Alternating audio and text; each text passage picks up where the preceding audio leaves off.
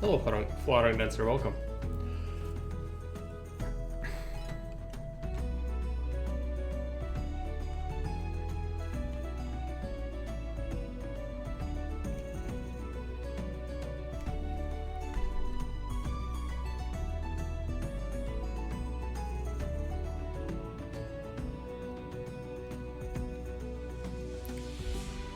So when I want to Google things, it's gonna, it makes me very pale, but just because it's, well, that's not great. It's alright. We'll deal with it.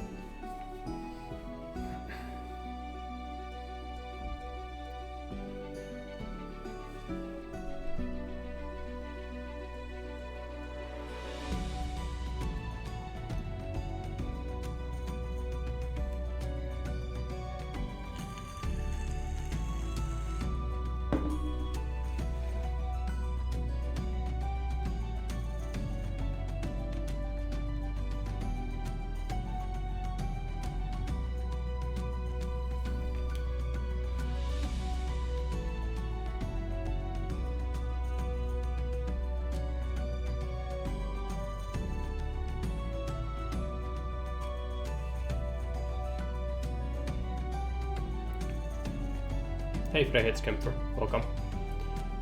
Good evening to you too.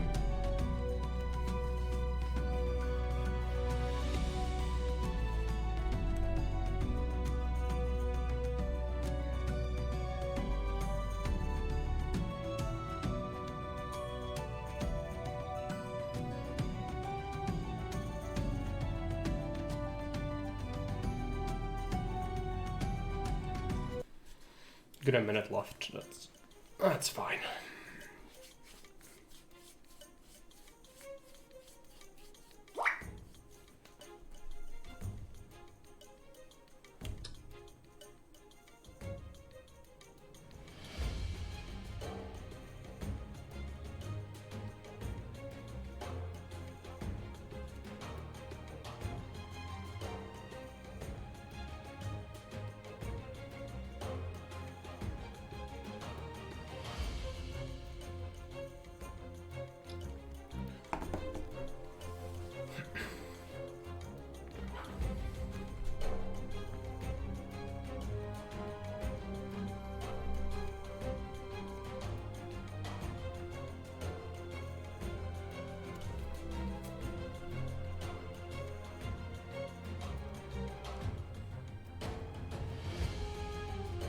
Hello Fairby, welcome.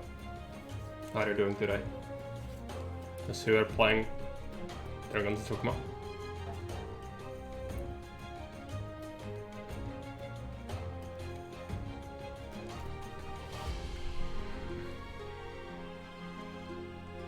Alright, so hello, welcome.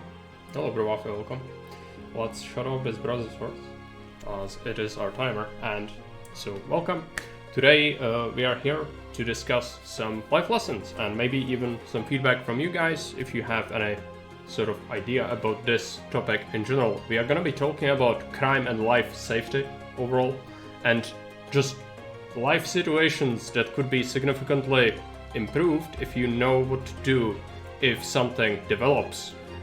As for example, we might discuss active shooter situations. It's not very monetization friendly topic, but I don't care.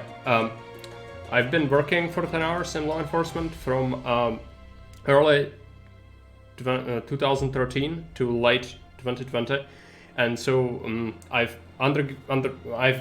did go through training as well as just general experience with several things. I didn't actually shoot anyone ever.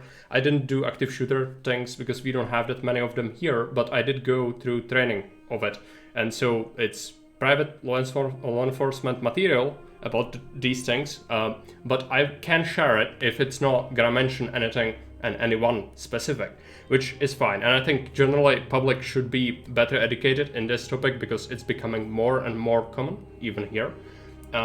So, you know, maybe it's gonna help someone, we never know, and that would be great. Not only stuff like that, but also just general stuff, how to prevent you from being a target for robbers in general, and even like how to react to it when it happens, things like that. So that's gonna be the goal of today. I wanted to make it into a YouTube video, but in the end I decided to do it this way, live, which would be better, I think, for several reasons. One is I don't want to put effort into YouTube video, which is gonna inevitably get demonetized from what I'm gonna say. And second, generally, if you have any questions or anything, you know, your own feedback, I would gladly respond to it, and the only way to do that is to be live. And I don't stream on YouTube, so here we are here on Twitch, which Twitch might not like this stream. We'll see how it marks it or what they do about it. It's the life lesson: don't go into law enforcement. Depending on what you want and who you are as a person, again, it heavily depends who you are. Because law enforcement, at least here, it's not paid very well, which, by the way, let's start like way back. So if we talk about this topic, especially talking about Czechia, and even to an extent, go back to its founding, and even before then, like modern Czech state, you had Austro-Hungary as an overseeing empire that had Czech lands and Moravian lands as part of its territory. What happened was the empire was overseeing this territory, and at that time, from like 1602, a lot of time tax collection as well as public order was handled by soldiers, and so you had you didn't have proper police force per se. That only came to be really a bit later, when you had basically gendarmerie variant from the French police. Basically, they made the same here, and so they acted as firefighters and suppressing revolts and also organizing traffic. These were the three main concerns, and investigating crimes as well. But these departments needed to develop in order to get the sufficient knowledge of these things. But basically, police was not with human society forever. Like if you go medieval times, you will find that soldiers, like people in employ of nobles, would be doing everything from investigating crimes to suppressing revolts to collecting taxes, which must have been horribly inefficient, but that's what they did. Twitch will probably hate it, but it won't matter too much. Yeah, as long as they don't pull it down, it's fine. So if you go back this long, just these people, at least here, were not paid very well, never were. It was often that they had to live in the barracks, or in the police station was basically a barracks at that point when the police force started, because they were treated as they had a uniform and they had guns, not pistols or revolvers, because they started before these were common. So they instead got rifles. They were carrying freaking huge rifles with them, and that was their weapon. Also sabers, as a mark of an officer, they would carry that. But you would immediately develop a hierarchy where, of course, you would be having military-style ranks in the force. And so, some people might have different uniforms than other ones. I can maybe Google some of it. I don't really have anything ready. It's more about talking than really showing you, because a lot of it is private. So you would be finding that in like Museum of Czech Police Force, which is here in Prague, but I went there several times. I don't have any pictures. It was forbidden to take pictures, so I don't have it. But you could very easily get this like visual, feedback. If your country might have had a different approach to how to develop a police force than here, but generally speaking, you would be looking at like 19th century. You would be seeing organized, proper uniformed police forces develop throughout Europe, at least. I'm so happy that we have a highly specialized set of tools to handle the chaos of unlawful activities. I mean, a society needs laws. Every society. That's why I mentioned, like, not every society had police, but if they did not have police, they had much more brutal tools of suppression, because they needed. Every society needs it. If you go back to Bronze Age, if you go back to even further, even going to freaking Neolith and Paleolith, you had groups of people living together. You would be having some code of behavior that was accepted and not accepted, and people would be enforcing that behavior. Of course, they would not have it as their job, but you would be having sort of an elder handling these issues as a judge, sort of. You would have same with like small societies, towns as well in medieval period. You had people who were elected by their own community as a judge on matters, even though they didn't hold an official rank. And you would have people like bailiffs, which were officials, and these would in turn employ people who would be helping with apprehending criminals and doing things like that. It would be bailiff's hands, basically. That's what they would be called. And that was a paid job, but usually these people would not only do this, but also had another job on top of it. And so modern police forces only developed like the concept of police as a separate entity, which is subservient to government and acts with uniforms and acts according to the laws of their own ethics, and what they should be doing is only a thing of 19th, maybe in some countries 18th century, where you would see this. Where you need to realize before this, state spending was often over 70% going into straight up military, and that's why military acted as police, because that was natural to these people at the time, where if they funded it so heavily, they might as well just use them for civil service like that as well.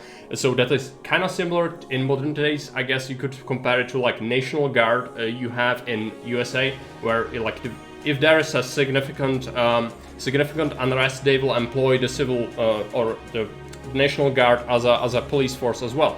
And so you could imagine that was like that, but they would be just the only tool to deal with anything. And so, as you can imagine, there was no training in terms of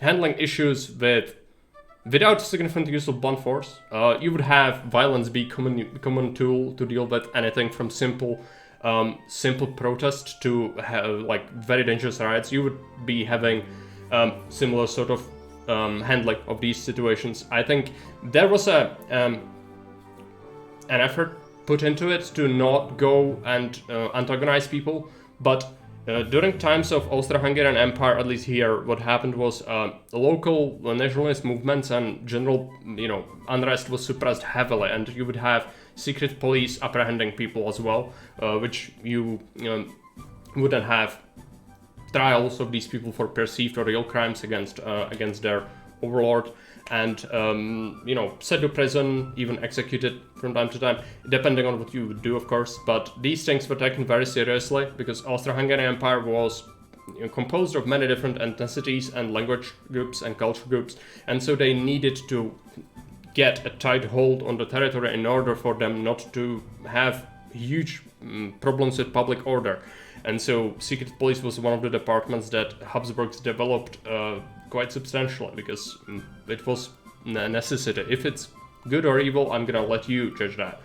But anyways, so you would only see the organized police forces at the 18th, 19th centuries, and then these people would be responsible not only for keeping order in terms of cracking down on any large-scale unrest, but you would also have them act as firefighters. You would also have them act as a rescue personnel in terms of a natural catastrophe. For example, you would have flooding or other kinds of events like that, and that would mean that officers would help victims of these natural disasters as well. Hey, well, welcome.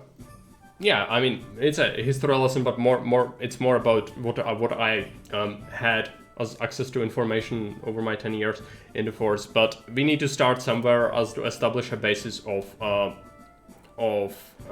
where that all comes from, basically. And why am I talking about that is because people who worked in this force didn't receive very good wages. They lived in a barracks, and they would not have their own personal house or even a flat. They couldn't afford it, and so they would even wear uniforms as their regular clothes, because they didn't have money to even buy regular clothes. Usually they would have one set or two sets for special occasions, but they wouldn't have their own regular clothing, and so they would be very poorly paid. And how do you entice people to actually undergo this life, which is relatively dangerous and not well paid at all? well, you had to appeal to their sense of honor and to, it's a purpose of life. If you want to join a force like this, you cannot do it for money even today. Like, it of course is significantly better life conditions than they were when the force was established, but even to this day you will not be having enough money to really get whatever you would want, because the job is not made so that you get rich off of it. It's made so that you can upkeep yourself and keep yourself in shape and everything, but you are not ever gonna get rich from job like that. What are you gonna get is a life of purpose, basically. For some people, this sort of thing is important, where it gives you a sense of camaraderie with the other people in the force, because it's very select few group of people. You don't really have just random outsiders join. Usually, even the ones that do join are usually scrutinized quite heavily, so you will usually see people developing strong camaraderie and relationships in terms of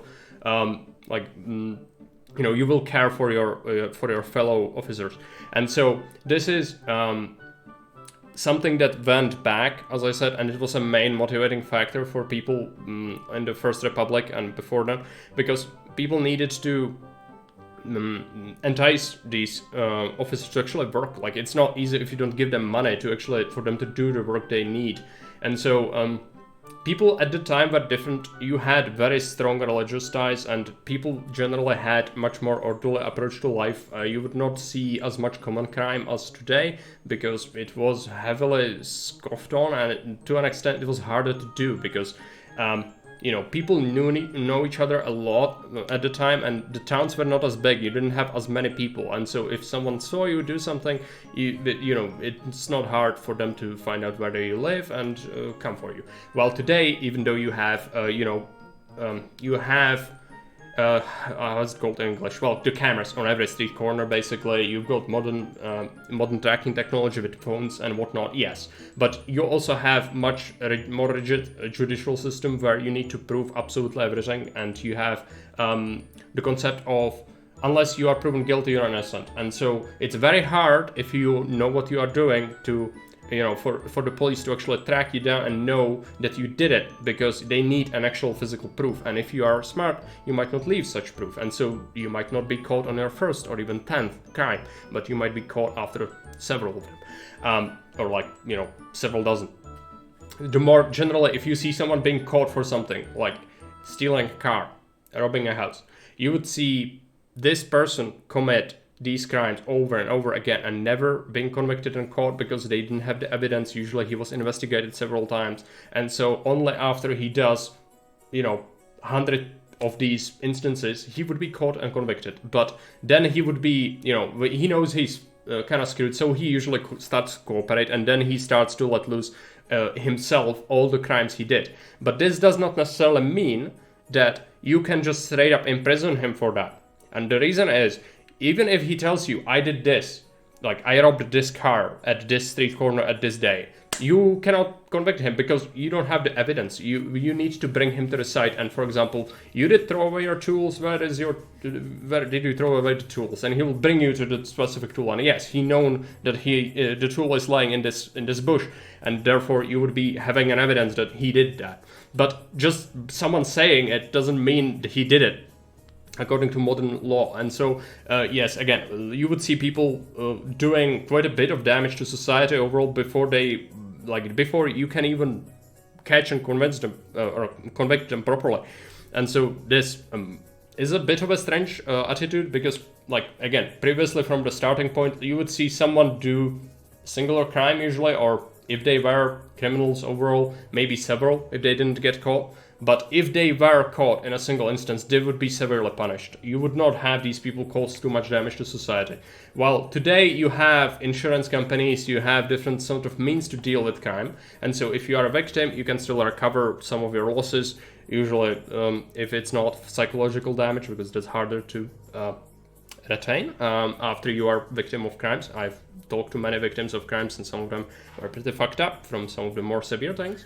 But generally in today's society, we look on the criminals with sometimes even they have freaking higher they have higher rights than the victims, because you need to do so many things to get someone to actually pay for what they did, that it is absolutely brutal. The amount of paperwork and everything, just so you know, like we went from a reasonable approach to this to sort of a situation where it's hindering the actual police work, at least in my opinion. You've got just too much of just side unimportant things, and you just let go of the important things, which is who did what. That's the key concern, and you just don't think about that. You think about all the things around you instead, because you need to do so many things and so much protocol that it's just becomes so awful. I had a personal experience investigating cases for 2 years. I was making my way through the ranks, and those 2 years were my worst, and it broke my absolute will to do the work, and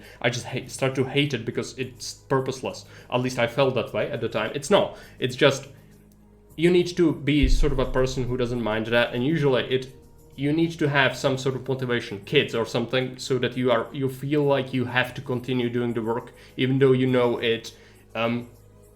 A lot of the time will lack purpose, which is something that the job sort of promises you, that you will have purpose in life, but it doesn't, because all this stuff that gets in the way is just awful.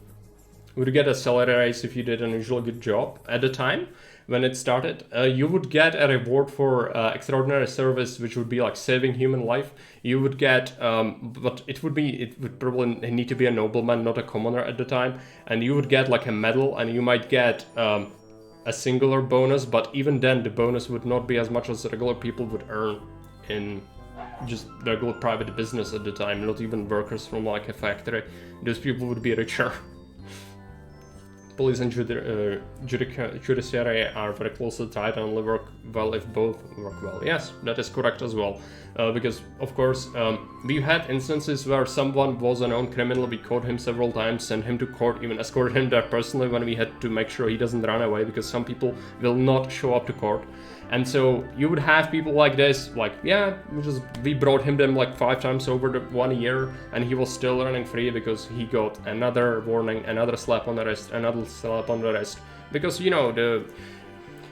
the prison system is overflowing. We need to do that, so you just let him go, and so more people suffer as victims, because that's what happens.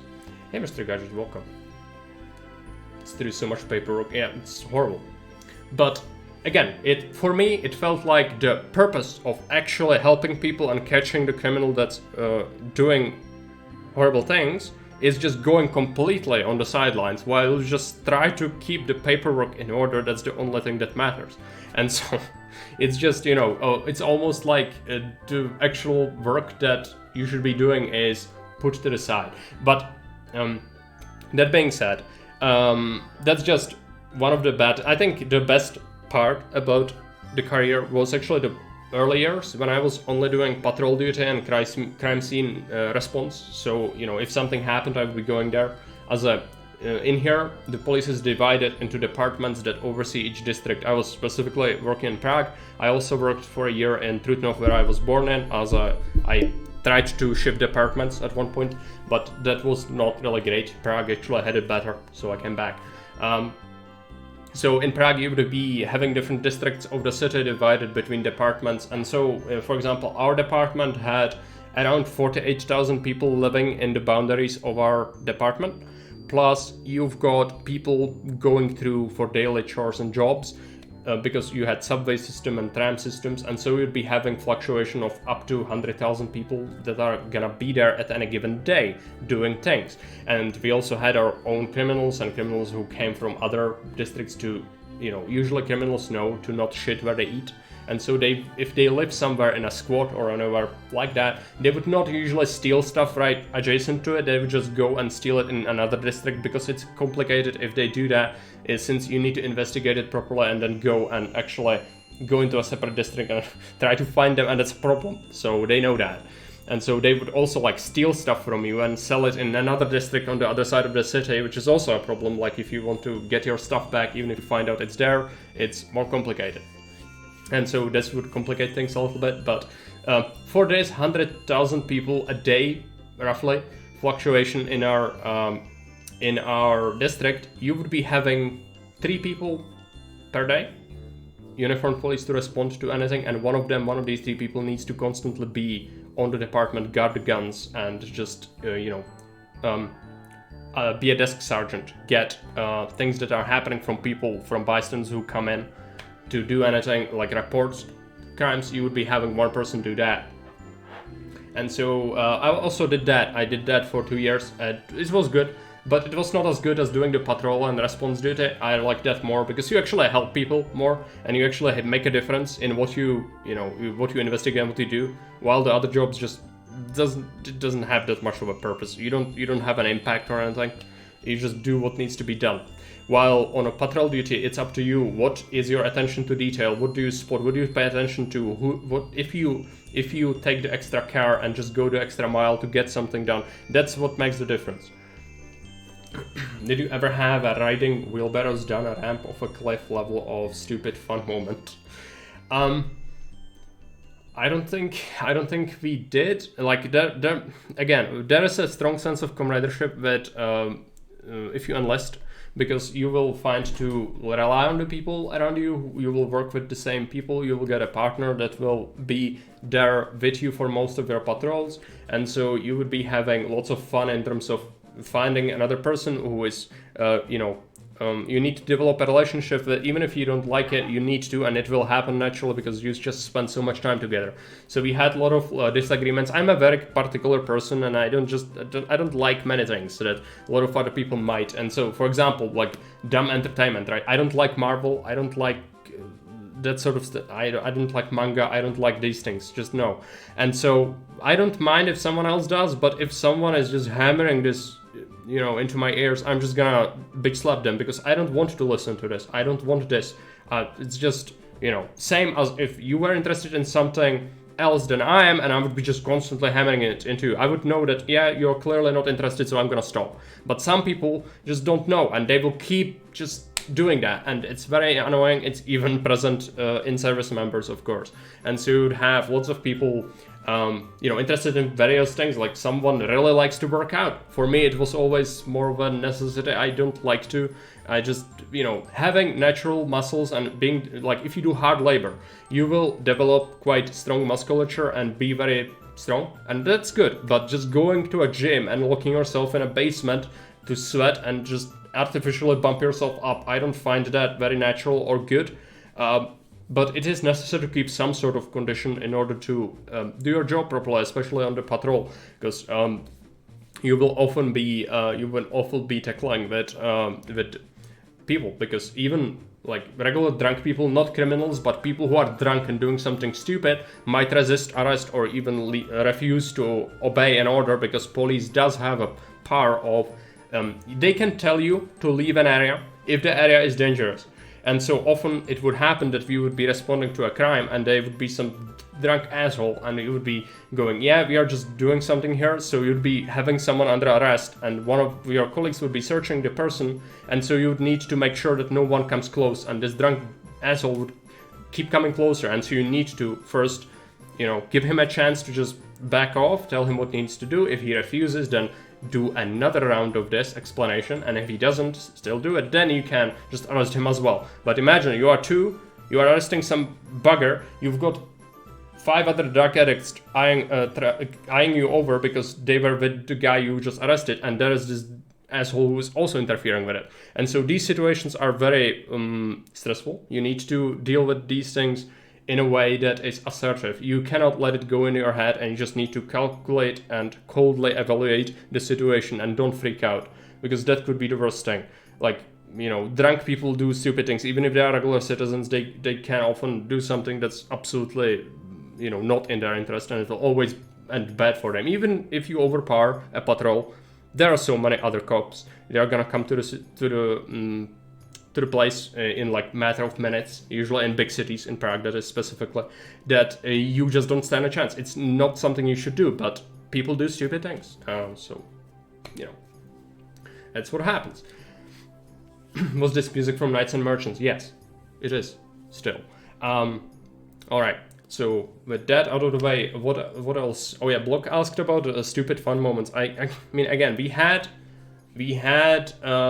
fun moments, but it was more about just general learning about the other servicemen, and just what do they like, and they had some funny stories, and I would also have some life stories and things like that. But you don't really get stupid fun, because if you get photographed or filmed doing something stupid in a uniform, it will go viral, and it could even result in you being demoted or even thrown out of the force and even like brought into court, because you are not supposed to disgrace the uniform. That's a very important thing. If you do that, you are asking for a lot of trouble, and so responsible people will not do that. Of course, it's a different thing when the door is closed on the department and there are no civvies around. Then you would have very very funny and sometimes even like very cringe things happening, and I might not want to talk about that because I don't want to get people in trouble. But I've witnessed some behavior that would be considered to be against the ethic codex, but it was also very fun. But I don't want to get anyone in trouble, so I'm not gonna say anything specific. So yeah, we are still like the officers are still people, and they do have their own needs and even need for fun, and also some of them are of specific personality or like specific kind of humor, and so you would be having these people do silly things sometimes. But they usually, if they are smart, they will not do it in front of any CVs, and they will make sure that it stays in the department itself. You don't vent to people outside. Got immediately nostalgic about the game. Yeah. Go and play it. It's horrible for a modern player. It has good music, but for a modern player, the game is pretty awful, even with the remaster. I also had nostalgia about it, but it's not very good. Okay, so yeah, that's gonna be it about the basic life in the force. But important things. So, what do you? Yeah, I mean, go play the game. It's really awful. Like, the AI design is, you need to do very specific things on very specific missions, and there is only one way to approach most things. That's not a very good design for RTS games, at least modern games. Go and play it. Come back and tell me. I've played it on stream. I've talked to people who've played it as well. Yes, very good memories as a kid, but when you play it today, it's pretty horrible. Especially the no-build missions. Like, there are actually a lot of them, but like the regular build missions where you just need to defend part of your ally's army. It's not even your units that you cannot lose, but your ally, and they do stupid shit, so... Yeah, you can take a look at me or other people who've played it. I'm sure you can find some desperation. Yeah, I mean, if you don't believe me, go and play it. I remembered having a lot of trouble on the build missions as a kid. Yeah, not just as a kid, it's the thing I mentioned, like the AI inherently... It starts with a build-up base with everything because it cannot rebuild any buildings. And so the map makers from the campaign did give the AI the whole city, and you start with just the storehouse. Well, imagine how that's gonna go. Not only do they have starting units, so you cannot rush them either, but you will have the AI just keep pumping units from day one, and when they build up enough, or just stack you. Hey Mario, welcome. Yeah, so, that's pretty awful. And you need to just very slowly beat the army, and then eventually you can do that. But not even going like macro economy is pretty horrible, because if you build like several stonemasons and several sawmills, you will die. Because the game is designed around you build one set of everything, otherwise you run out of time and die. So if you want to go, I like to build a huge city and just munch out insane amounts of troops. No, that's not what you can do. You need to go one set of each structure and just min-max the shit out of the food production so that you don't have more than necessary, and just, keep pumping troops early and keep pumping them always, and it's just not enjoyable. I don't enjoy it. I don't believe it's a good design, and no one should be forced to play it because it's awful. But good memories nonetheless. This was one of the cooler games as a kid. What did I want to say? Oh yes, yeah. Go back to the subject at hand. So, in terms of learning about situations, so as I said, you need to be assertive. You need to know what you are doing, and you need to never show panic, even if the situation is pretty bad. And so this sort of behavior should be applied to anyone. If you are in a real bad situation, you should think about realistically what are the things that are happening and just try to come up with a solution to it. And so this could be, for example, applied to an active shooter situation. So we talked about that before. And as a civilian, you have very limited uses, or like very limited choices of what to do in that sort of circumstance. It does work for some people to just barricade themselves in a given room in a building, but I would not rely on it. If you build a barricade, if you just block the door, make sure it's blocked with as much as possible, but also don't hide behind the door. Just hide somewhere in the corner or under the table, because if the person will start shooting at the door, it doesn't offer much cover, especially as stray bullets can also bounce off of walls or floors and everywhere. If you run in a corridor, for example, against an active shooter, remember that bullets like to hug the walls, so go center. It's a little bit counterintuitive, perhaps, but if someone is shooting down a corridor, if you are at the wall, usually the bullet will just go by the wall. It's kind of strange how that works, but that's one of the things that the instructors will tell you. No, it's zigzagging. I mean, if someone is actively shooting after you, then yes, but just try to get out of sight as quickly as possible. Any second you spend extra, it might make the difference between life and death. And in this circumstance, usually you will not be the only target, and so you usually will not immediately be targeted. And the difference might be if you panic. If you panic and do something stupid, you might also become a victim. If you do what's right and do what needs to be done, then you might actually be able to survive.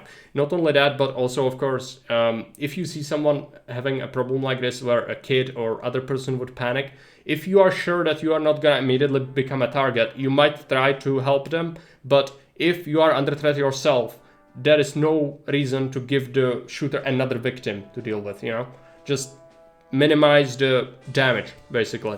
If anyone would act similar to this, then the victim count would be significantly lower, but it's very hard with old people or kids to understand these concepts properly, and so usually panicked people are the most obvious victims, or if it's a surprise attack, then it could be pretty bad. Hey, Legendary Raider, welcome. About to retreat, are we? Stronghold quotes. No. We are not talking about a game. We are talking about real life. Active shooter situations. So again, they are becoming more and more prevalent. And also something that happened. So Bataclan Club, French terror attacks. Islamist extremists attacked several places in the city, and they went to a club where they killed the doorman and they shot the club people inside and started to murder them. But they were armed, they had automatic weapons, but instead they did it with cold weapons because they just wanted to mutilate the victims as much as possible. They had the time, they didn't think that they would be apprehended quickly, and so they just did that. The club was full of people. It is said that if the people would decide to just rush them, they could. Even if they were using the weapons, they could overwhelm them, because it was only like 3 guys or something. But it is like herd mentality will never get people to do that. Even if you tried, like civilians are just not ready for this kind of situation to happen. But if you see them going person to person with cold weapons and just murdering them, don't just stand there or cover in the corner. At least try to make an effort. If you have the time, which you have, if you see that kind of thing happen, just the building might have another exit, it might have a roof, it might have other places where you can hide or whatever. Just don't let them just come to you as a freaking sheep and just slaughter one after the other. If you have the chance, if you have a weapon, you should probably try to defend yourself only when you are threatened to yourself, when you are hiding. If you try to do something brave, it would be very brave of you, and if you succeed, then good job. But it would be very stupid to just sacrifice yourself needlessly. You need to make sure that you do what needs to be done, and maybe if you survive, then you can help some victims faster after the bad people are dealt with or are gone, and so you might actually do more good alive than dead.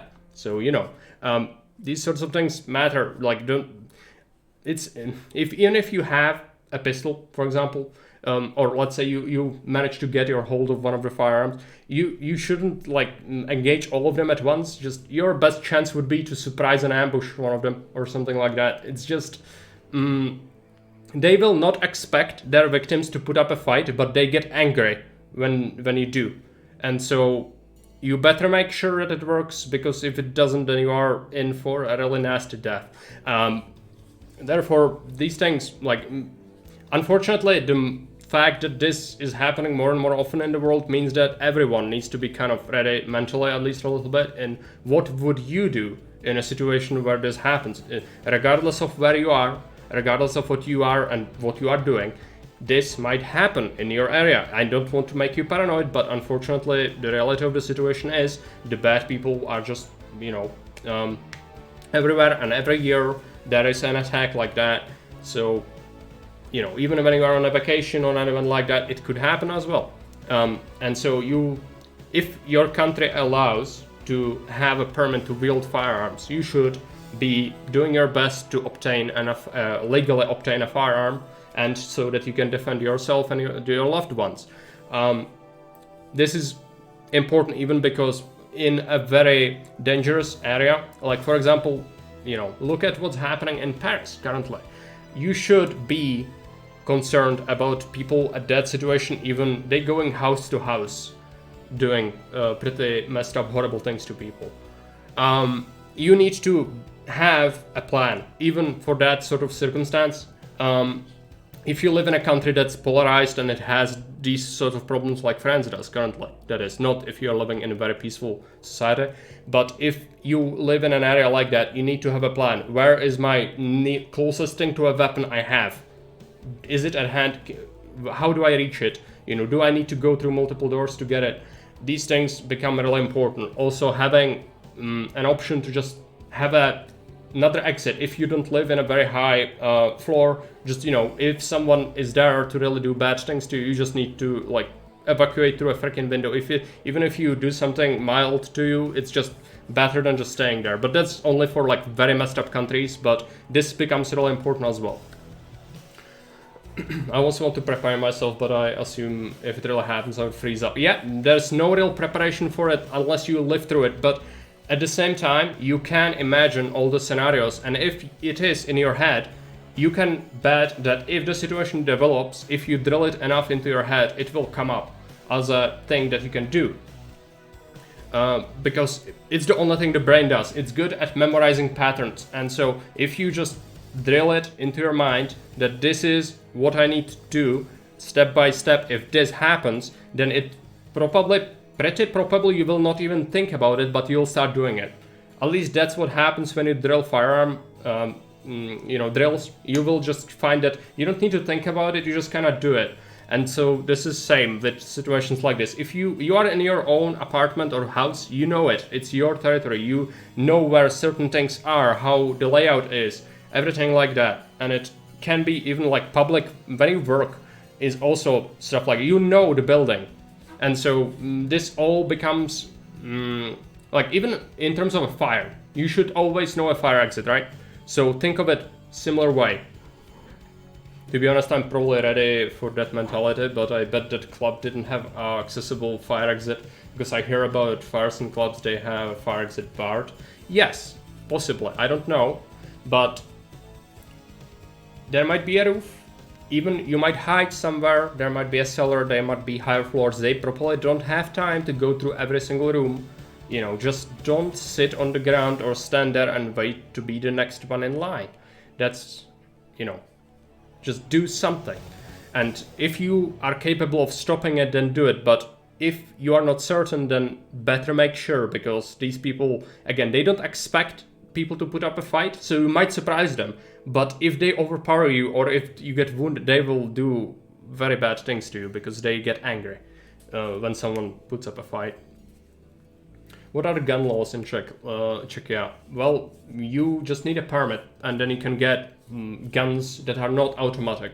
So even assault rifles, but semi-auto only. And you need specific permits for specific kinds of weapons. If you, for example, are a collector of firearms, you might obtain some restricted firearms on that permit specifically. Or you could have, just for personal protection, you have a selected arsenal of things you can get. So, if you want a hunting rifle, you're not gonna get that on a personal protection permit. if there is no exit, maybe wait around a corner while they last don't have the range advantage. Yeah, that's what I mentioned with the ambush. If you have like a knife or anything, if you see them split up and one of them is coming your direction, if you trust yourself that you can do it, like you could try and get one on the corner. These people, they have firearms, they probably have some basic training with it, because people, usually with the Islamic terrorists specifically, they are not people who would just, pick up the weapon for the first time. But at the same time, it's not a proper military training, and so, or even law enforcement training. I don't suspect they would be covering corners like, you should. They just, especially if they see like people are not putting up a fight and they're just chasing them and going ham, like it's improbable they will be very careful. And so do you see that with the behavior? They went in and they immediately like, yeah, switch out to melee weapons and just go ham. So you might very well take one out. If you are really concentrated on what you need to do, don't panic and, get an ambush, you could. But it's also dangerous, and you always need to consider how many more of them are there and what's gonna happen. Like when you take one out, you need to immediately think, okay, so they're probably gonna hear the ruckus. So after you get him, which is not straightforward by the way, human is an animal. If you stab someone, it's not gonna immediately be like in a video game where they die. If you shoot someone, even to the face, the person might not die, especially if they are on drugs, which there are cases of people who are on pain-numbing drugs who took like 30-40 shots before they went down, and they could still keep coming. So you need to make sure, if you do that, you need to be committed and don't stop until you are certain that they cannot hurt you anymore. They'll still like twitch or stuff on the ground. That's what happens, because it's like an animal. If you ever saw butchery, so similar sort of deal. But you need to get the weapon he has and then defend yourself with that, because that, if there are multiple of them, which there usually are, these people are not loners, like the school shooters are, but the Islamic terrorists usually go in a group.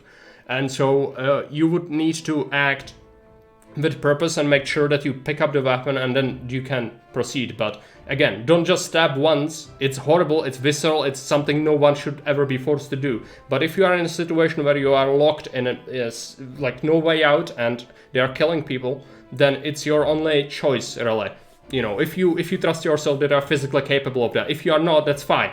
Don't feel like you have to. Go find somewhere to hide, and hide until someone tells you it's safe. And make sure that you don't cause any noise. If you can, help others, but don't risk yourself, because that could just increase the number of victims, really. I can't understand the covering in corners. Where should the corner protect you from bullets? Well, it doesn't. But it's mindset. People just they are not ready for this happening, even though it happens fairly often in today's day and time. People just don't imagine it could ever happen or didn't think how to react to it. And so the first thing you do, they shit their pants and sit there, because that's just what they do. It's a natural reaction to something as horrible as you cannot imagine until you see it. And so for a lot of people, this will just be incomprehensible and they will just absolutely break down in an instant. You must not be one of these people. So yeah, that's about that. It's very dark, team, I'm sorry. It's very nasty, but unfortunately this is kind of the stuff you need to think about. If you want to be ready for everything, you should at least give it a thought and say to yourself, what am I physically capable of? What would I do in this situation? And be ready that if it happens, that's my plan. Or, if you enter a new building, for example, just, is there an exit? Is there a window? Things like that. Hey Frankie, welcome. Have you been in gunfights? No, I've never shot one. I've never shot anyone. I never was shot at. There are instances in here where, like, every now and again, like 1 in 3 years, you have an instance where someone gets shot. But usually it doesn't happen here. Usually it's just coercive means, so batons and just, other coercive means like pepper spray, things like that. That's the most common thing. What would be a good weapon to find in a club against cold weapons? Broken bottle, anything you can get your hands on that's sharp. You would preferably want like a knife. If there is a kitchen or anything like that, if you have a knife on you, you should use the knife. If you don't, then anything can do. Even if something heavy, you could you could, for example, just find something like a bar stool, and just, if you wait for him to come around the corner, just, put all your might into it and just whack him to the back of the head, and that might just be it. And then you can get a weapon. But don't spend too much time like thinking about it. Just anything and everything can be a weapon. It's just about you need to also be like, if it's not sharp, then you need to attack him differently. Like with a knife you could go straight up, but with a bar stool you need to kind of have the advantage of the surprise, so wait until he comes even closer. Because with a knife, at least from the front, you can do damage pretty quickly. If you just start stabbing, it doesn't take much. They still could react to those, so it's something to think about. But they had, in this instance, in the Bataclan Club, they had cold weapons out, so they didn't have the firearms on them. They had a machete or things like that, so you might just have a chance. But don't spend too much time thinking about weapons. Just find anything, even a bar stool, even anything that's heavy could act as a weapon. Of course, it's preferable if it's a firearm or a cold weapon that can actually do, stabbing or cutting, but it's not necessary. It could just be a blunt weapon, which could be basically any object. So, we have an advantage. Like if you are in the force, you have the advantage. You are going there with a weapon. So for training purposes, for myself, it was that they just instruct you what to do with a weapon. As a civil, you don't have that usually, and so that doesn't really apply. So I'm just telling you what would be the best behavior if you are in that situation. But again, fighting back is the last option. You should run and hide if you can, and then only then should you fight back. If you feel yourself you have the training and you can do it, then by all means you can actually help people by taking them out, if it's a single guy especially. But in most cases it's not one person, and so you would be having problems with, even if you manage to take one down, which you might not be ready for what it takes, because again, normal people never had to kill anyone in like melee, and so it will be very visceral experience for you. And so if you decide to do it, you need to make sure that you pull through, because there's no going back. Once you start attempting to do that, if you just change your mind, it's not gonna work. And so this is important. But something less brutal. Thieves, right? So you might be a victim of, for example, crime motivated by property, right? So what is the most common way that you can get robbed and that you can prevent? Well, it is dependent heavily on where you live. If you live in a country that's civilized, you might actually have less of a threat of this happening, because, like, for example, Czechia has very low violent crime rates, and it is considered one of the safest countries in the world. But you have fairly a bit of property crime, as you have drug addicts just going for, easily stealable things and then just selling them off. How can you prevent this? Talking about property, right? So if you own a car, in Czechia at least, properly applicable if you have similar sort of deal as I described in your country, where you have a lot of crimes against property, you would, if you have a car, even leaving something like a coin or pack of cigarettes or something that might look like there is a wallet with something inside.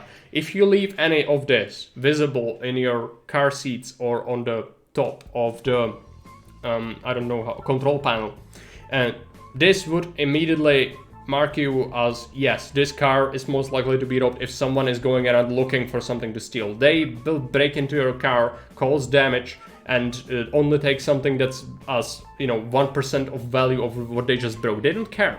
They are not fixing the car afterwards. So it's just, if you don't leave them anything to look for, then it's fine. Some people even open up their boxes. You have a box that's where the side passenger is next to the driver. You will have glove box, and so you can open this and also let anyone who would be looking into the car know that there is nothing in there. Also can help if you have a trunk. If there is a cover with a cloth, you should not have it covered, because people could risk it. Oh, whatever was in there, I might try it. You know, that's what happens a lot. If you leave stuff in your car, you are basically asking for it here, at least in Prague. Like there are people who come as workers. They'll go with a car to work in a city, and they will bring all their equipment with them. So like power drills, usual sort of assortment of tools. Well, if they leave it in the car, then they might very well come back in the morning and just everything stolen. I've had instances where it was, you know, if we translate to euro, like, you know, 20,000 euro damage in a single night because you just had freaking power tools in your car and a bunch of other equipment. Yeah, pretty bad. Don't count on a camera that's overlooking the parking lot solving it. What am I gonna see on that camera is someone who I don't know with a hood over their head, scrunching down over the car. Am I going to find out who that is? Unlikely. It's possible, but you should not be like, there's a camera, I'm completely safe to leave whatever's here in the car. No. You are basically asking for it in that case. So always make sure that you don't leave obvious things to steal in the car. Even if caught on camera and arrested, you won't always get your property back. Yes, they don't have anything, these people. And so if they steal something, they usually sell it very quickly and then, you know, buy meth. So you will not get your stuff back even if they are caught. So, because that's also another thing. The court can order them to repay the property damage, but usually that's not what they do. They'll just say that they need to do a sentence.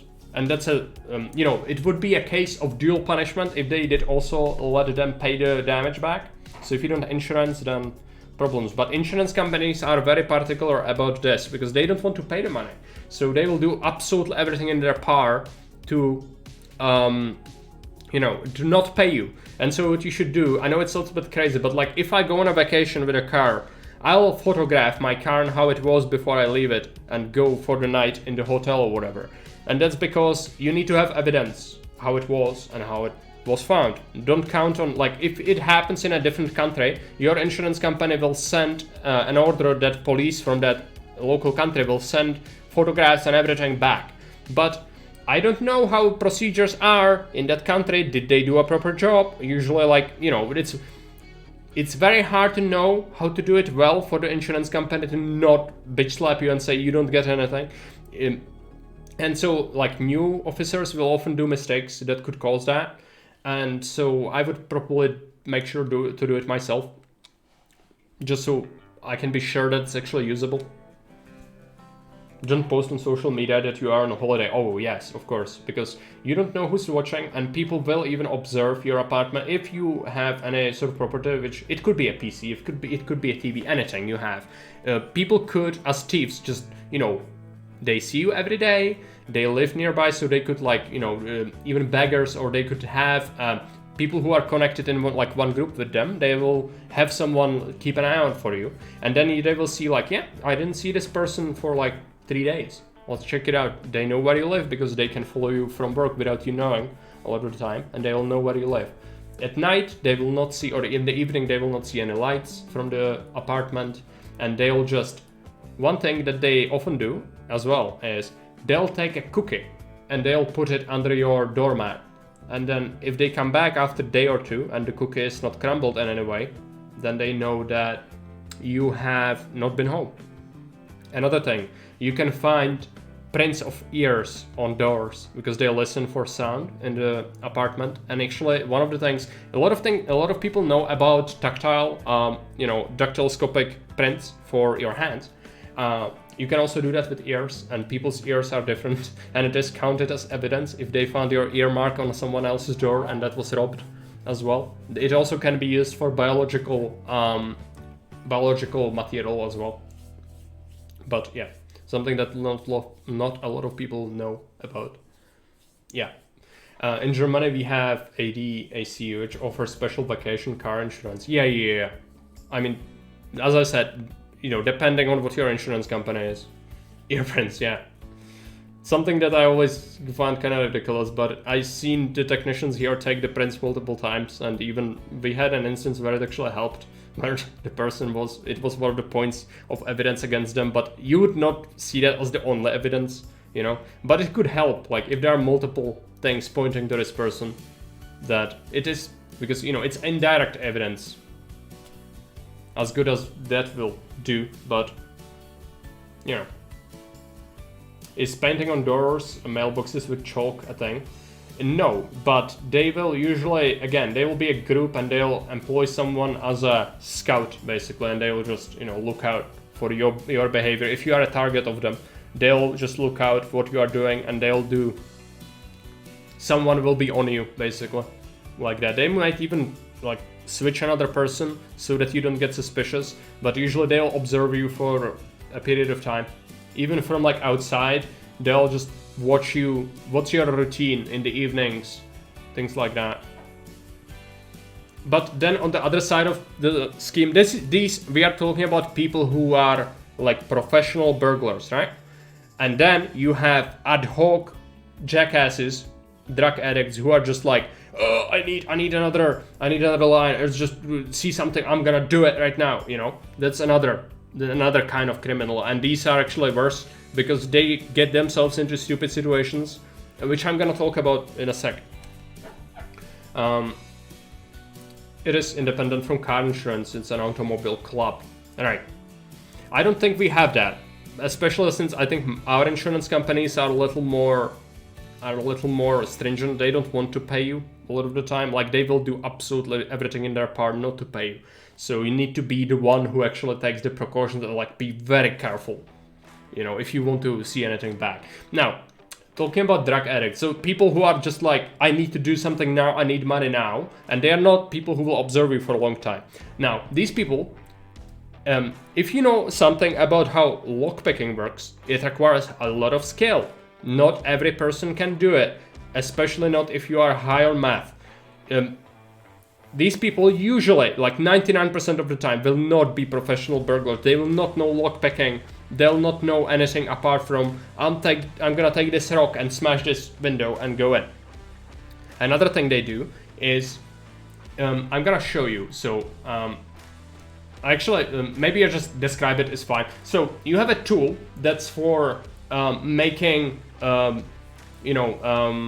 wall plastering tool. It's like you have a handle, and then from it you have a metal rod sticking out, and then it's offset to the left, and you have a straight surface.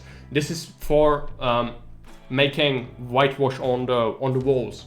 Okay, and it's a very thin metal on the surface of the thing that's like this. It's like this, and so this is what they would take. And this is a tool for them, because what they do with this is, if you don't lock your door, let's for example say you are going to go and take trash to the, wherever trash is, and so you would be like, I'm gonna be away for like 2 minutes, so I'm not gonna lock my door. And so you will go and do that, and someone just happens to come by, and then it's another drug addict with this particular tool with him, and so he would see, oh, open door to a house, and so they would come in. They would take this tool, and all they need to do if it's not locked is you jam that thing into the door frame, like where the door frame meets the door and where is the lock. You jam it in there. If the door is not locked, then there is only the, I don't know how it's called in English, but the mechanism of the lock, which can be pushed in with a finger, but the door is preventing from it. You just jam that thing in there and push it to the side, and it will just open up in like 2 seconds. So if you go somewhere even for 2 minutes, lock your door. Because if you don't, then not like in 2 minutes, they might not be able to steal your shit. But what happens is you come back from taking out the trash with your freaking flip-flops, and you find some bugger high on meth rummaging through your stuff in your apartment. One, it's a horrible thing for you. In terms of just, having someone else invade your private space. But second, that person, the criminal is now trapped in there, and he will try to get out of there and through you if you don't let him. And so we had instances where they would, for example, like take a screwdriver and just jam it through your skull. So, bad situation overall. Just don't want to be in it, even if they don't steal anything. Hey, NSA man, welcome. In Germany, as long as you don't want to rent a luxury car or specific brands, you can rent it and drive on vacation to Eastern Europe. I found it interesting that only specific cars get stolen. Yes, they also do steal specific cars. In terms of car theft, it has become more of a, you know, they are after spare parts. They'll take your car because it's very, like, the system for tracking cars got better, and so they'll take them apart and then they would sell the individual parts which are not marked. Some of them will have the marks, so they will just throw that away and then sell the rest.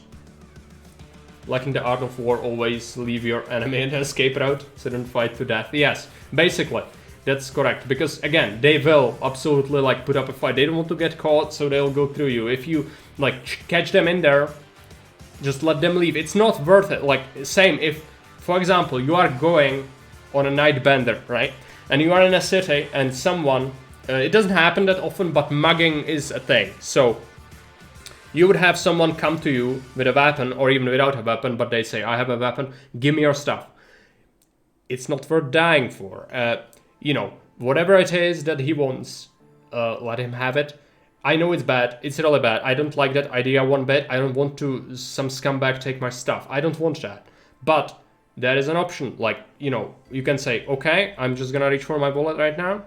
You take out the wallet so he doesn't do anything stupid, and then you say, look here, I have photographs of my family and my own stuff. I'm gonna give you all the money I have here, but leave me my wallet. Because not only will you lose your money, the problem is you will lose your credit cards, but not only that, but also like personal cards for whatever, you know, daily life you have, like from library cards all the way to personal insurance cards and things like that. You need to make sure that if you can, just negotiate a little bit and just let go the money, but keep the important stuff on you, because that's the biggest issue. It's usually just going the gauntlet of the government to get all your cards back. It's really annoying. So if you can, just try to negotiate a little bit, but don't overdo it. Like, you know, again, it's not worth dying over some stupid money, because that's just, you know, it's pointless. And some people will try to defend their belongings, but what happens, you'll get stabbed and you'll get robbed anyway. So, you know, don't. Even if you have a weapon, I mean, it's not worth dying for. Like, you never can be sure if there is not someone else behind you who's in pact with them and just watching their back. They do that. They have people watching their back. Same with pickpockets. If you find someone with their hand stuck in your backpack or whatever, they usually have another person that's watching and making sure that nothing bad happens. And so you could get ganked on. So just, you know, let go of the freaking cash and just live another day, rather than die or lose all your precious things.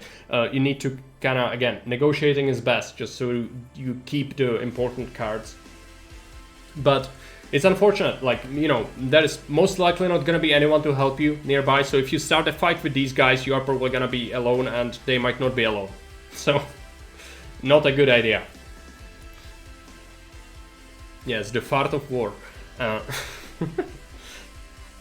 Alright, so that's mugging, that's people stealing stuff from your cars, that's people stealing stuff from your apartment.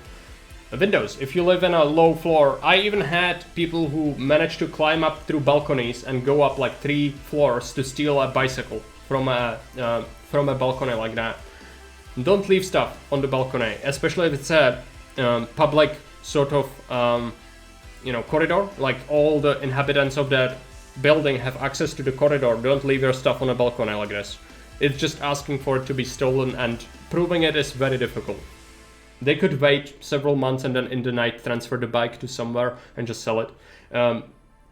So, you know, don't give it the, like, you need to prevent it sort of with your own wits rather than relying on chance.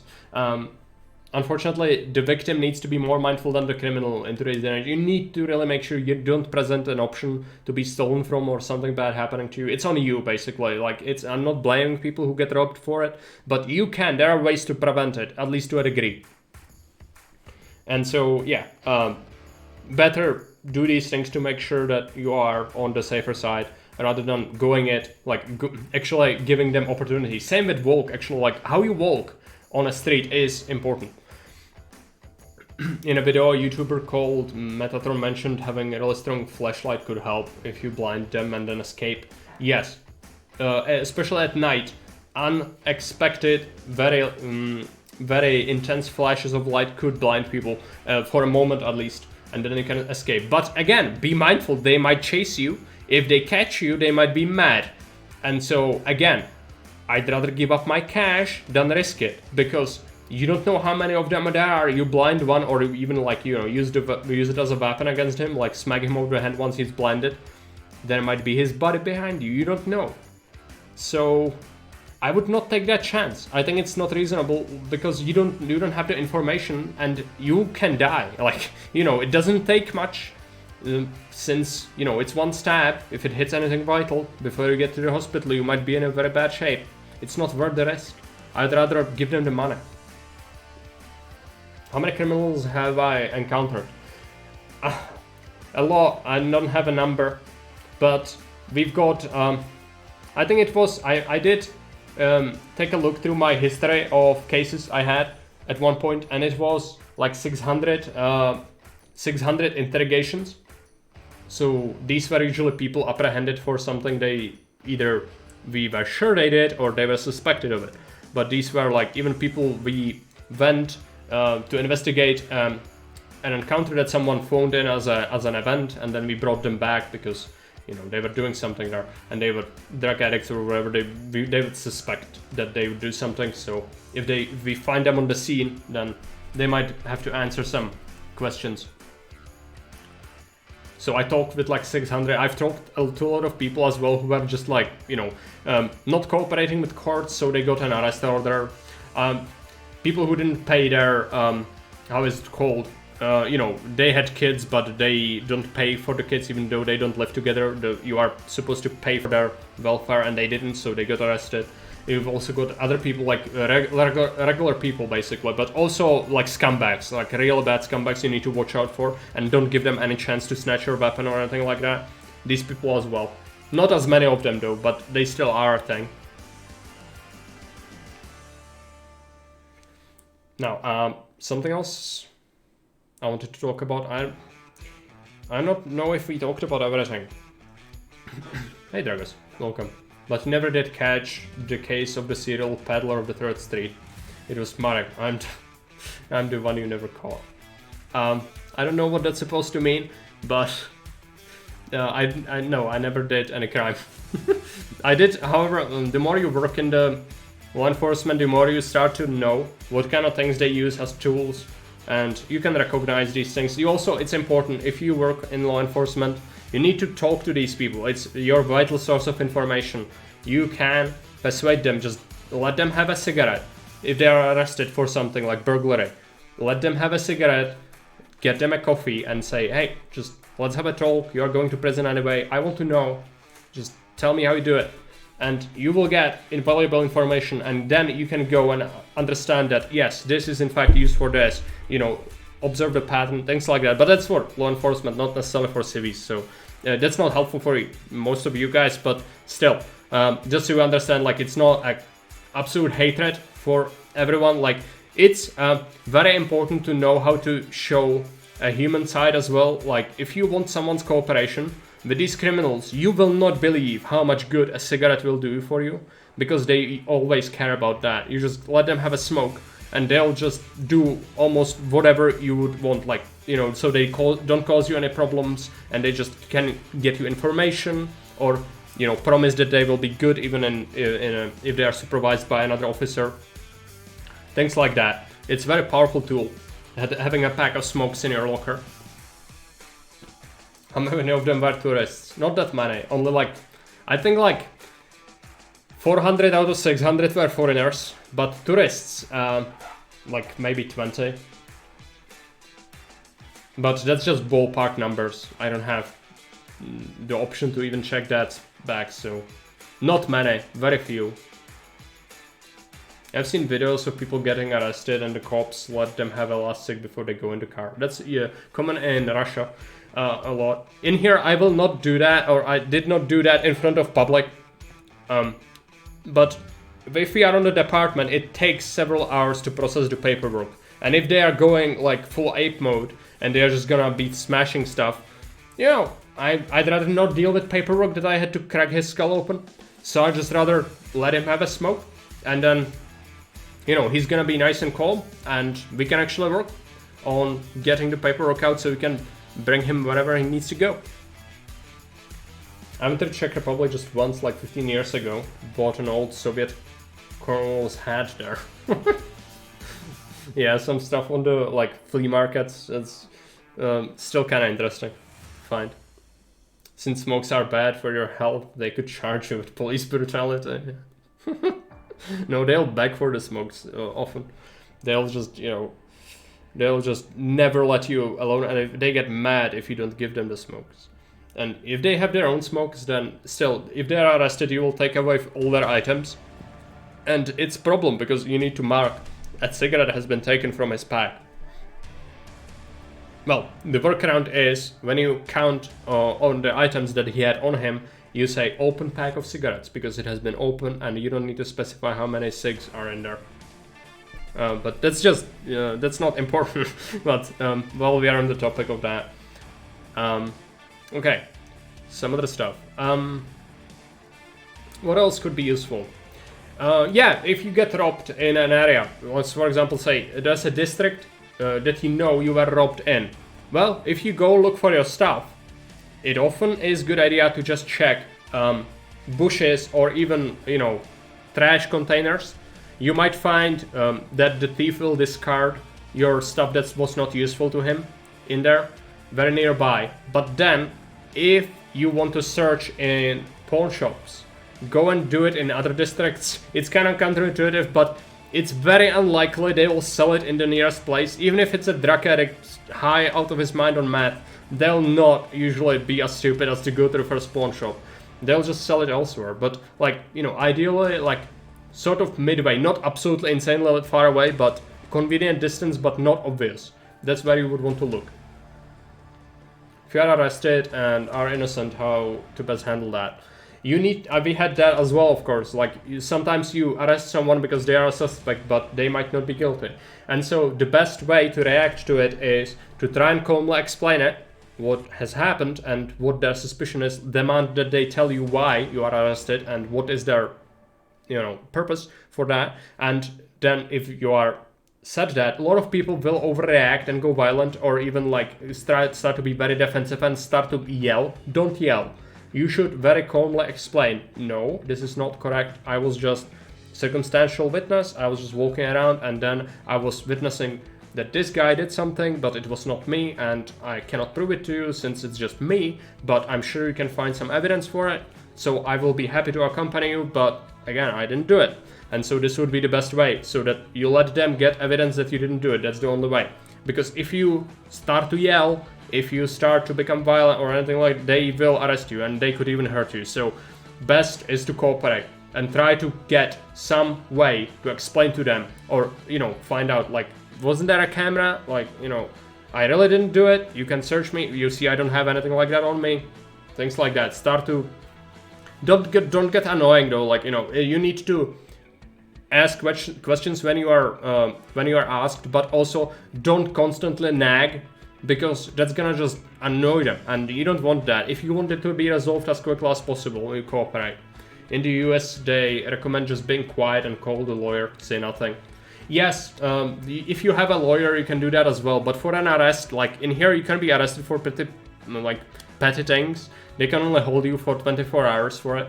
And if you do very, very non-consequential things, but you don't even have a, like, a lawyer is not gonna help you in very petty things. It will only help you if you did something serious. And so, if you have a lawyer, you can bring him there, but they'll ask you the questions in front of the lawyer anyway. And you will have to answer it. You can refuse to cooperate and they'll have to let you go. But if you didn't do it, it is in your interest, so it's resolved and you are let go. If you start to be defensive, you know, you will arouse a little bit of a suspicion, at least here, but it depends what you want to do. I'm not gonna tell you not to do that. If you have a lawyer, go for it. But you will risk that people will start to look like, why do you need a lawyer if you don't do anything? Because if that's correct, which it could happen, that you could get apprehended as unlawfully, then there is always a way to resolve it, and it doesn't necessarily have to be, you know, you going full defensive. Quite the contrary, you can explain the situation, and often it will work. If you go full defensive, you will arouse suspicion. But that's just here. maybe somewhere else is different. I know that Americans have a different view on this. They also have many more lawyers, so you probably have a different approach, and maybe even from law enforcement you will be having a different view on this behavior. But at least here, from practice, I only had that happen with like 2 people, and both of them were proven guilty later by court. So I actually didn't have anyone who was... I only had like, in total, we had like 10 people unlawfully arrested on the station while I was at work, and it always resolved itself pretty quickly. And just, you know, as long as you cooperate, it even speeds it up, and then we can all shake hands and go our own way.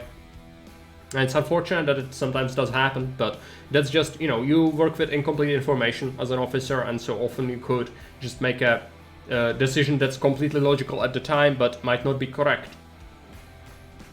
Are there maps where you shouldn't go in Prague at night? Not really maps, but generally, if you go into the city center, don't go into the alleys that are not having much foot traffic, because you are asking for a mugging. Also, some districts are more dangerous than others. Especially, I would avoid like damaged houses, because these are usually squats. They have bad people living in them, so don't go near that. Just rather stick to well-lit, well-frequented areas, which should be fine. It's just, you know, you would need to go out of your way to really seek these sorts of places, but don't do that, because there are bad people. We don't have a great relationship with our police, I know. In here, we don't have shootings of, like, you know, very few people get killed by police shootouts. We also don't really have injuries with even like coercive means, permanent injuries, that is. People here are usually pretty trusted towards police, because, you know, why not to? They didn't really do anything that would be causing public outrage or anything recently. So they just sort of exist. You've got the public looking on police like they are sort of how would you call it, slap mannequin. Like, you know, you can even insult an officer. If you don't do it repeatedly and you don't do it vehemently, they might not even do anything about it. That's the situation here. So the police are the servants of the system. That's how it is, and they need to make sure to cause as minimum collateral damage as possible to the society at large while doing their work, which is removing people who are actively harming the society from it and handing them over to the judicial system. But they are inherently servants, which means that they are not there to, you know, act dictatorial or anything like that. They are here for your own good, and they are here as on behest of state with their authority to do their work that's necessary for everyone, not just you. But if you complicate their work, then you are asking for it. You know, they might even order you around. That could happen if there is a dangerous situation. They have the power to order you around, and you should always listen to that. Even if you are requested to come to interrogations, it is their right if they have a suspicion, so you should follow it. But I think trust in the system is pretty high in terms of you will not just unlawfully get arrested for having bad opinions or anything like that here. So, you know, it's a sign of a free society. You don't have those sorts of terror things, which does significantly impact trust in the local enforcement, because then you see people having quite a high trust in the system itself as well, even though our politicians are like any other corrupt swine. But, you know, the system is about the people who are in it as well, which means all the servicemen as well, and all the other people who make the legislature, not just the people currently in charge. So I'm in support of arresting bad opinions. Well, let's say it this way. Different people will have different opinions on what is a bad opinion. And so this could be very dangerous. So one should be very careful in advocating for such things. Are the police allowed to set up traps for criminals, like GPS tracker, bike on a square? No, that would be coercing someone towards a crime. Same if you have a secret police, they would be civilian clothes, criminal police investigators. They would go into a pub where they know weed is sold. They would go there and don't tell them that they are police and want to buy some weed, and they would sell it to them. That's also not possible. because it would make it just a useless case, because you've coerced them into selling you stuff while not telling them you are police. So this is very hard. It's very hard to get evidence. I'm in favor of having a few restrictions of speech as one can. Yes, same. Free speech is a fundamental thing in society, in a free society that is. But again, there are laws that prohibit certain kinds of expressions, and that's probably how it should be as well. But you know, there is a limit to it. But also, if it just is handy for someone to suppress some opinions, then I would not be in favor of that. You know, if it's just a political statement, let people think what they want, because that's a sign of free society. I want to live in a free society. I don't want to live in a freaking hellhole. And that's the first step towards it, is arresting people for bad opinions, which could be anything. Like, this week it's this, next week it might be that. So, you know. Communists were also very fond of this. They arrested a lot of people for just talk as well. Which, you know, someone who is frustrated with the system might vent and say something stupid as well.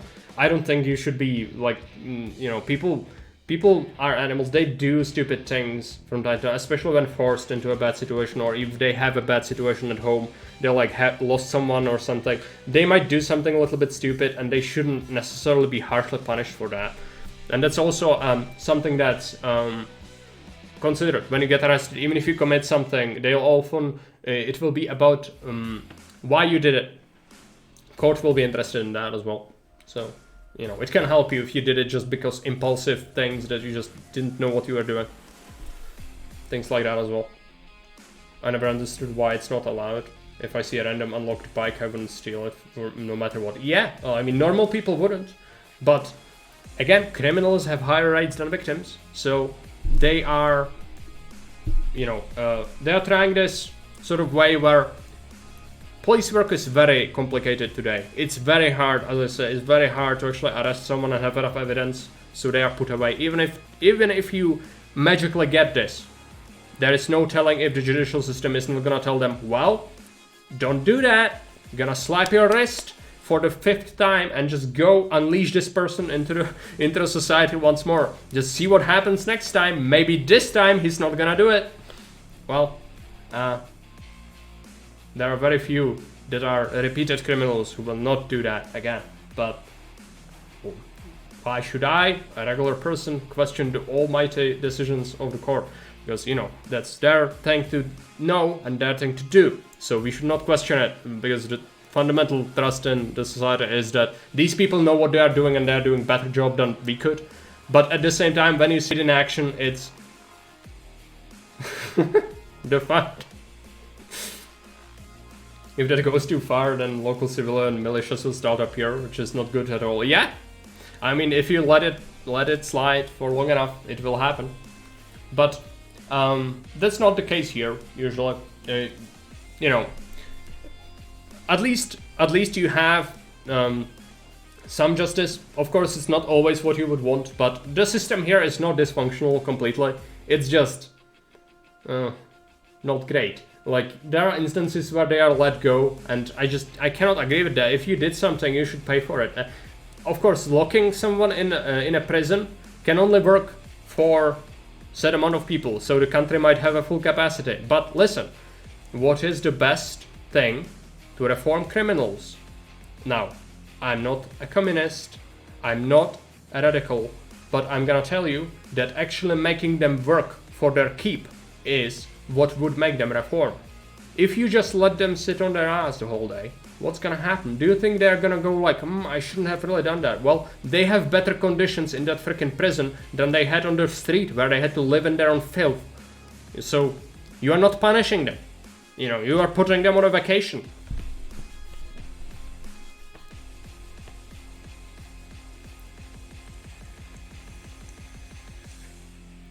Yeah, local militia is not good, because if you resort to local militias for your public order, unless you are living in a country that has very specific circumstances, you are going to have problems with, you know, state in general. Like, you don't trust your system to handle public order, then you live in a very primitive society. Like, it's gonna be bad for you, because if you leave vigilante justice to be carried out, you are devolving a stage of civilization. You are basically going back. Like, you know, we have a system for dealing with this. Like, we shouldn't allow local vigilante justice and militia to do justice.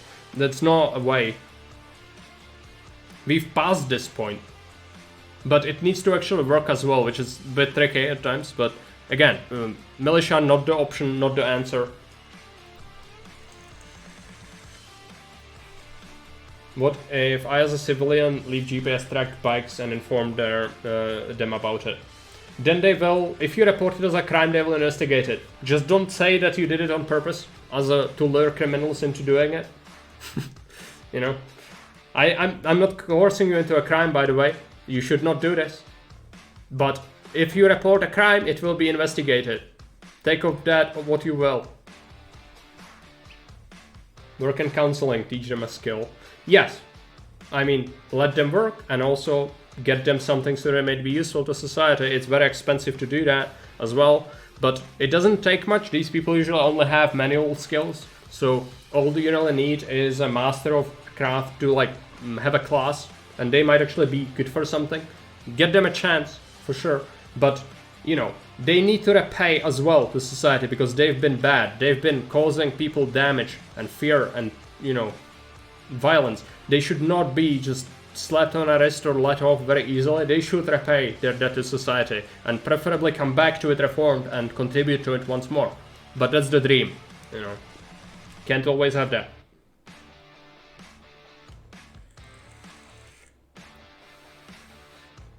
I thought when you said let them work, Kelly. No, again, quarry work or like building things with no tools or communist treatment of like digging freaking uranium with your fork. That's not gonna really be an answer. Like, that's brutality. That's unnecessary brutality. I'd say reasonable work conditions, of course, but let them work for their keep. They've done damage to society. They deserve it. They deserve to pay for what they did, and the best way is to repay back to victims that they harmed. With the money they make, it should be given to those people. That's a perfect society. Like, it's not actually what happens at all. But I think that would be the best solution to that particular thing. We could make the prisoners build out railroads again if they've served their sentences. Until they serve their sentences. Yeah. If they have proper conditions and tools, I agree with that.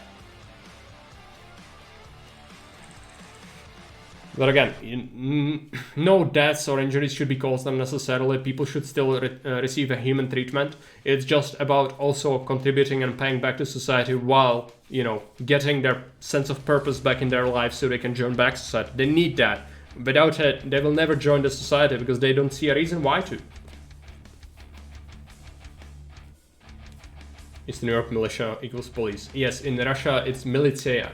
Militia is called, it was called police in communist times, I think. Maybe in Russian, but that's not it. In here, militia is just militia. It's a clear difference and distinction. We had, early police was called Chetnici, which is gendarmerie from France. Chetnici. Chetnik. Because that's actually from a rank, because Cheta is a squad, and so you would have a rank of a military unit or a soldier in a military. One of the lowest ranks would be Chetash, which it is the same for police here. So Chetash is the lowest rank, but it is no longer used today because Chetash was only available if you were joining the police force, but you didn't have any education apart from basic. You didn't have the maturity exam, which is, you know, higher education for high school. You don't even have a high school, you just have a craft. Leather boots. Well, yeah. That's how it's called. Any other questions? I think I've rambled long enough. I hope it was at least a little bit useful and interesting. I wanted to do this before I forget most of these things because it is almost a year since I quit. It was very fun. Okay. well, again, I hope that you don't have to encounter any of these situations in real life, but if you do, at least you kind of have an idea maybe what to watch out for, or how to prevent some of these things, or how to behave, and that would be great if it helped anyone ever. But yeah, that's what I learned. Also, maybe if you just, again, if you visit Prague or any other city that has subways, what happens if you see someone fall into the subway track? You should, it doesn't help to just start yelling or whatever. If you see a train coming, first talk about if the train is not coming, right? If the train is not coming, you press a button. There is a button on the wall that will alert the rider that there is something happening and he will not arrive. If the train is already coming through a tunnel, you just start waving your hand like this, and down and about, and wave it around quickly. And this, while you are standing on the edge, will alert the driver, even from fairly big distance, that need to start hitting the brakes immediately. So something that a lot of people don't know. If you need to do this, then do that instead of whatever else you wanted to do. This is the most accurate way. So just large stretches of a hand and arm in a motion, circle a pattern, and just wave it. And the track would be on this side, so towards the track, and then we'd be waving it like that.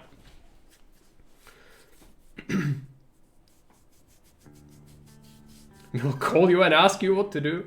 I mean, probably don't have enough time for that, but if you have any other questions ever about this topic, you can ask me, and I'm gonna try to give you my best answer for this. But yeah, if something's happening, then you certainly will not have time to call me. It was a good background entertainment while working. Good to know that, Will. Again, I hope this at least a little bit useful. It's a little bit different from what we usually do, but I need to get this out of the way. So I don't, because each year is gonna be, I will forget a percentage of this, and just it's gonna get worse and worse and worse. And so this is probably the best time to do it before it degrades too much.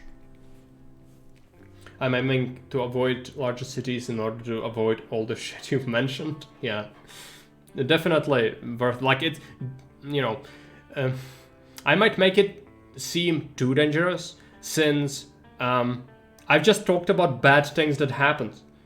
But there are a lot of good things that happen as well, but we just don't talk about that because, you know, why would we? This is about protection and what you should do rather than just stuff is good, life is good. Well, usually it is, but then you can also have threats of these sorts of things happening. So it's good to be aware of it, but don't go paranoid like this is gonna happen like any second. No, just, you know, if there are signs like that. Oh, another thing. Okay, since we are on the topic of it, if you go around the streets, if you go and you are having sort of a decrepit stance, like you will be targeted as a victim for burglary and like personal robbing more easily if you go and you are drunk and you're just shambling, or if you like, you know, you are just going sort of slack with your arms, you will be more seen as a target because you will not seem like someone who will fight back or anything. You should always have a high posture, and preferably you would seem like you are aware of your surroundings. It's like, I know it's even like how you walk around actually matters because that's how they pick their victims usually. If you have an accessible bag or anything, but also don't put your phone or wallet in your back pocket of your pants. That's the instant thing that gets lost, immediately lost or stolen. And so yeah, also don't, if you have a backpack, it's better and safer to have it in front. If you have a tasche, if you have a carry bag that's on a leash, don't put it behind you, but put it on the side or in front of you. And if you are in a subway, be mindful of when someone is hugging close to you, because sometimes they will do that. Like people, it might be packed subway, but if someone is getting too uncomfortable, don't be afraid to just get yourself a little bit of space, because they often rely on people not paying attention when the subway is opening or closing, or even tram. And then you go in or out, they'll do the thing while you are embarking or disembarking. So that's another situation where you need to be more aware than otherwise you would, because that's when they target people to steal from. Hey Marek, there is a drug addict robbing me right now. What should I do? Disarm his knife? Yeah, I already imagined the messages. Let's hope everything sorts itself out in the front. I feel very bad for them. Same. Especially feel for the people who didn't do anything wrong and they are the victims of horrible crimes, and they just didn't have anything to say or do in this. But yet they are the ones suffering for it, and not the politicians who've caused this. But unfortunately, that's the fate of fate of many such people. Let's hope that we don't get affected by anything like that. I hope that everyone stays safe. Thanks for watching and see you around. Bye.